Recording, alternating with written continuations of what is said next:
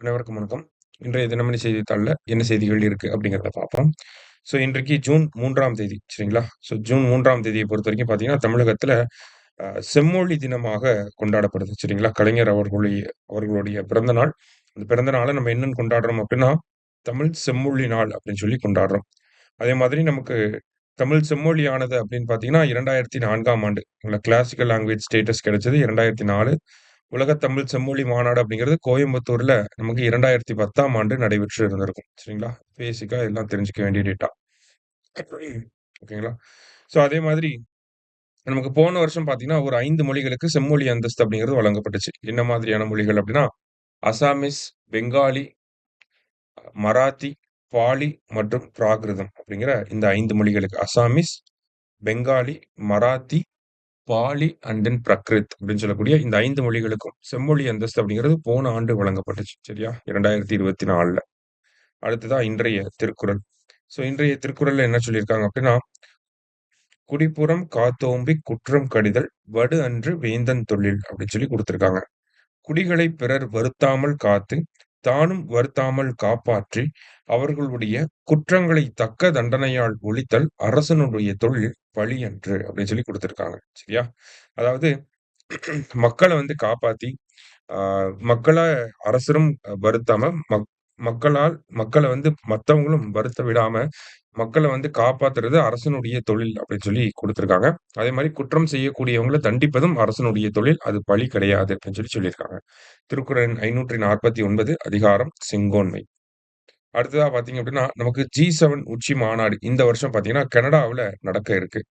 G7 அப்படின்னா, G7 நாடுகள பத்தி நம்ம தெரிஞ்சுக்கணும். ஓகேங்களா? America, Britain, Japan, France, Germany, Italy, Canada. ஓகேங்களா? America, Britain, Japan, France, Germany, Italy and Canada. இவங்கலாம் தான் G7 நாடுகள் அப்படின்னு சொல்லி நம்ம சொல்றோம். இதற்கு முன்னாடி இந்த அமைப்பு G8 அப்படிங்கிற அமைப்பாக இருந்துச்சு. ஓகேங்களா? இதுல ரஷ்யாவும் உள்ள இருந்தாங்க. ஆனா 2014ல ரஷ்யா என்ன பண்ணியிருப்பாங்கன்னா, யுக்ரைன் அப்படிங்கிற இந்த நாடு, யுக்ரைன் இப்படிதான் இருக்கும். சரிங்களா?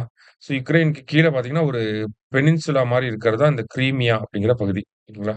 இந்த கிரீமியா அப்படிங்கிற பகுதிய ரஷ்யா என்ன பண்ணியிருப்பாங்க அப்படின்னா, அவங்க கட்டுப்பாட்டுக்குள்ள கொண்டு வந்திருப்பாங்க. ரஷ்யாவோட கட்டுப்பாட்டுக்குள்ள கொண்டு வந்திருப்பாங்க. அதனால இந்த G8 நாடுகள் ஆ ரஷ்யாவ வெளிய தள்ளி G7 நாடுகளாக மாத்திருப்பாங்க. சரிங்களா? ரஷ்யா வந்து எக்ஸ்க்ளூட் பண்ணியிருப்பாங்க.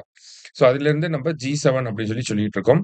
போன வருஷம் G7 மாநாடு எங்க நடந்துச்சு அப்படின்னு பார்த்தீங்கன்னா, நமக்கு இட்டாலியில வந்து நடந்துச்சு. நம்ம பிரதமர் பதவி ஏத்ததுக்கு அப்புறமா முதல்ல இட்டாலியோட G7 மாநாட்டுக்கு தான் வெளிநாடுக்கு போயிருப்பாரு. சரிங்களா?